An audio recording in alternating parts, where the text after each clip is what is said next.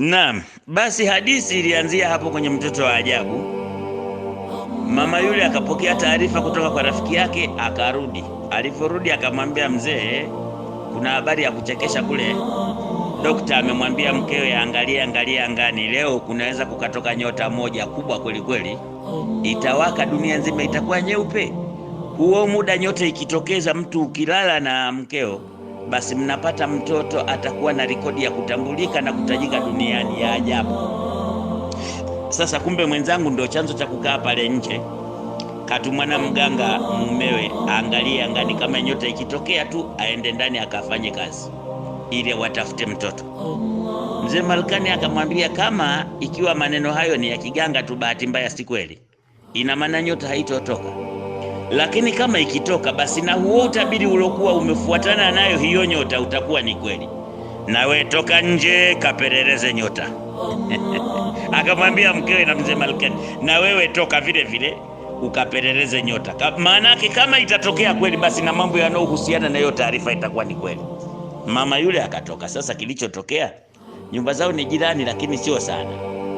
Huyu aliona aibu kwenda kwa yule kukaa na yule mwenzake, kwa sababu ataona kwamba nitaonekana kama nimeiba tukio, kwamba baada ya sisi kujua wenzetu wanasubiri nyota na sisi tumeenda kujifeteka hapo jirani yao. Hapana.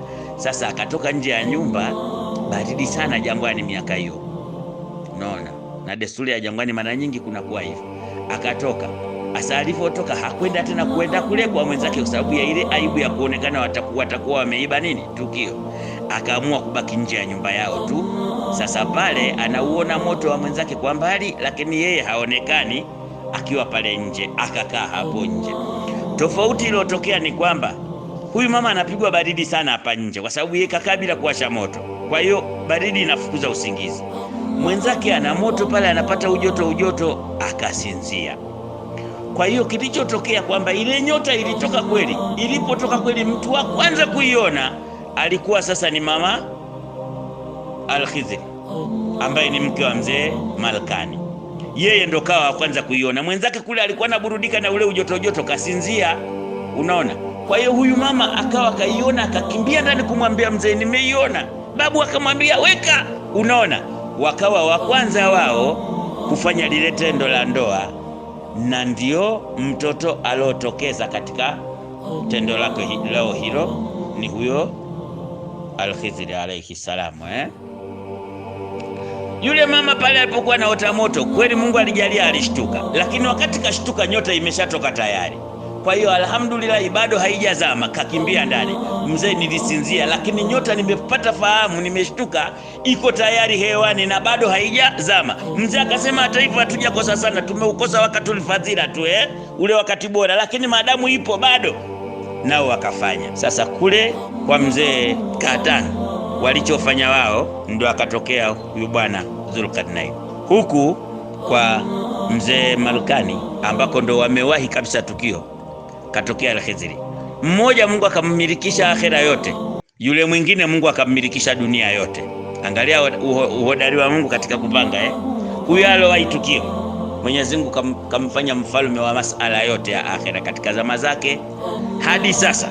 Utakuja kuangalia baadaye. Yule alochelewa tukio lakini kaliwahi, akawa mfalme wa dunia yote. Hawa mabwana wamezaliwa katika kijiji kimoja, mji mmoja, wakakuwa pamoja kama marafiki. Hamasa zao, utendaji wao, elimu zao, ufuatiliaji mambo ni pamoja, mpaka Mungu kwa shani yake walipokuwa wakubwa wakapata fikra sasa za kushikamana pamoja na kutengeneza nguvu ya kuimarisha imani ya Mungu wa kweli. Mungu lazima atangaze kwa gharama yoyote na watu lazima wamfuate. Wamepata hamasa ya kwamba watu kwa nini wanamwabudu Mungu kwa hiari, kana kwamba jambo la ibada na kumkiri Mungu ni jambo la hiari, wakati hili hasa ni jambo la nguvu. Mtu anatakiwa amtambue Mungu wake na amwabudu inavyostahili, anataka ataki. Kama Mungu akitujalia tukiwa na nguvu ya kufanya hivyo, ni afadhali tufanye. Mungu katia taufiki katika itikadi yao na nia na madhumuni yao. Ndipo watoto hao wawili wakafanya mshikamano kama muungano, siji tuseme nini, ushirikiano, umoja, wakalifanikisha hilo. Mwenyezi Mungu aliwasaidia, wakaweza kukusanya jeshi la kutosha la vijana, wakahamasishana, wakakubaliana kwamba liwe ni jeshi kwa ajili ya Mwenyezi Mungu. Mwenyezi Mungu Subhanahu wa Ta'ala kapenda sana azima yao hiyo. Namna gani alifanya anajua mwenyewe, lakini huyu bwana mtoto wa mzee Kahatan ambaye ni Dhulqarnaini alikuja kuwa mfalme wa dunia nzima, lakini chimbuko lilianzia harakati, sawa, uhamasishwaji, kusimama, kufungamana pamoja, kushikamana na kuliamsha hilo, lilianzia Misri. Waliweza kupiga kampeni nyumba kwa nyumba, vijana kwa vijana, mpaka wakafaulu. Kwa kauli moja, huyu bwana alikuwa mfalme Dhulqarnain. Waziri wake mkuu huyu Baliano ibn Malkani ambaye mashuhuri Al-Khizri.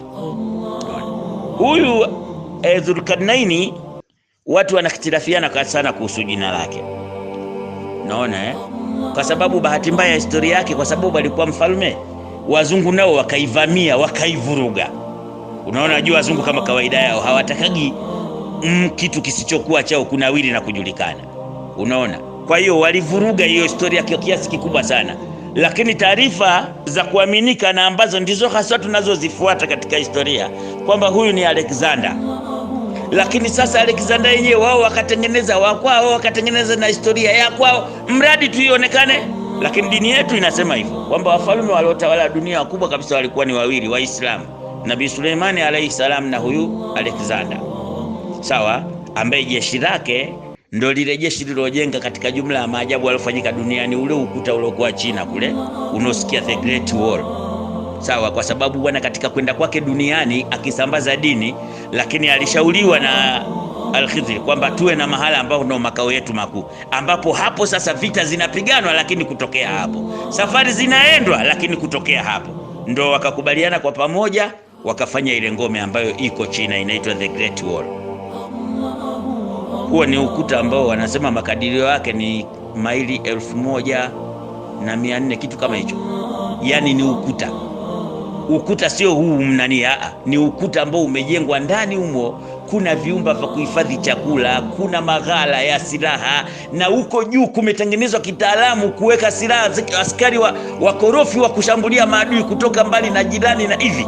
Ukuta maili 1400 na zaidi. Wengine wanasema 1800, wengine wanasema 1300, Allahu wa rasulu alam. Lakini moja ya vitu vya ajabu viko duniani hivi sasa ni hilo ukuta hilo ambalo limejengwa kubwa mno kuweza kuhifadhi askari hata milioni 60, kwa sababu huyu bwana alikuwa safari yake katika kusambaza Uislamu duniani akizunguka na askari milioni 60 wenye silaha, wenye mazoezi ya kijeshi ya sawa sawa. Kwa hiyo inabidi wanahitaji chakula kingi na wanahitaji gharama kubwa sana, ndo alitengeneza ngome inayoendana na watu namna hiyo.